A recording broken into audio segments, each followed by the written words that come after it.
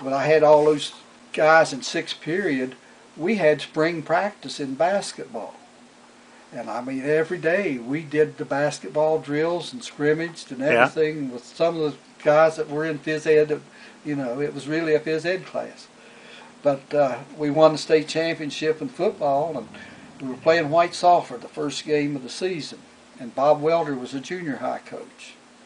And he was down there before we were and said, Dick Gano, the coach, said, how are they going to be in basketball? And Bob Welder said, if you want to beat them, you better do it tonight. And we went down there and beat them about 20 points that first night. And it was because we had that spring practice in basketball, and then, you know, we didn't get off of the football field because we won the state championship till late. And everybody thought, you know, you wouldn't have time to practice. But what happened with that spring practice, we just stepped on the floor and we were ready to go.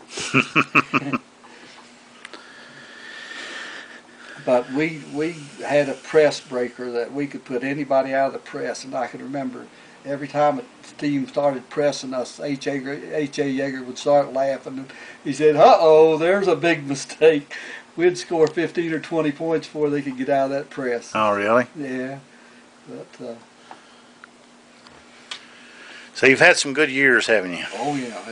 It was fun down here at Marlinton because, you know, back then a kid would run through a brick wall for you. If you told him what to do, he would go do it. But then when you got down through the 70s and they started all these students write stuff. And right, then it started challenging authority. Yeah, and they'd say, well, Dad said not to do it this way. And we say, well, it's what team is Dad coaching, you know? This is the only team around here. You want to do it my way or the highway. Yeah. You know? And, you know, you could see a big difference, but just in the attitude of the players. And these guys didn't... At Marlinton, they didn't have a bus to take them home after school, did they? No. Of course, we had the tannery, you know. And yeah. There was some people going out, but these kids down here, you know. Well, when Gray Castle was superintendent, he gave me 100 gallons of gas just to take kids home. Oh, really? And, you know, after basketball games, I'd have to go to Slady Fork with Gibby Shades, Mike Shaw, out Beaver Creek with Gilbert Dean, and you know, take all these kids clear out home and Clover Lick and everywhere else, you know. And it was, sometimes you'd spend 3 or 4 hours after you got home from basketball games just getting kids home. But, you know, people don't see that stuff. They just, you know. No, they just see the game. Yeah. They just see the game. Well, I can tell you I love Marlinton High School. Yeah. It was one of the best times of my life. I think everybody that went there felt that way about it. Yeah, you felt good about the school. Oh, yeah. And then to get a state championship in a little school like that. Yeah. Well, we were in the midst of burning part of the building down during that time, too. Well, in the flood, you couldn't even practice on the football field. I know the year we won the state, we ended up scrimmaging Whitesville or somebody. But anyway, we had to scrimmage in Hillsboro because the field down here was messed up. And I remember Charlie Moore came over and he said, Elmer, how are you going to be this year? And I said, if we don't win the state this year, we'll never do it. And we had the kickers, and we had every position that, you know, was skilled.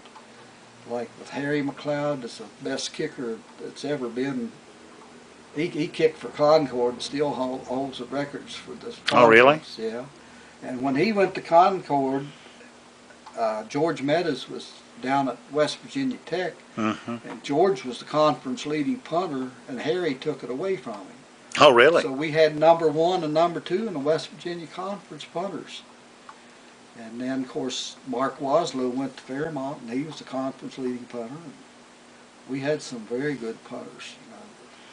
Well, what about the inter-county rivalries you had between Greenbank and Hillsboro? Was Hillsboro was that a challenge? Well, Hillsboro doesn't seem to be near the challenge that it was with Greenbank, you know, because Marlinton and Greenbank were, you know, bitter rivals, and all through the years, and it wasn't the kids; it was the parents, you know. Oh, okay. That carry it over. It just, you know, the kids were fine with it, but you never heard anything about it with the athletes. Yeah. But it was, you know, always with the. And of course, I can remember like people like John Hazlett told me when I first started coaching.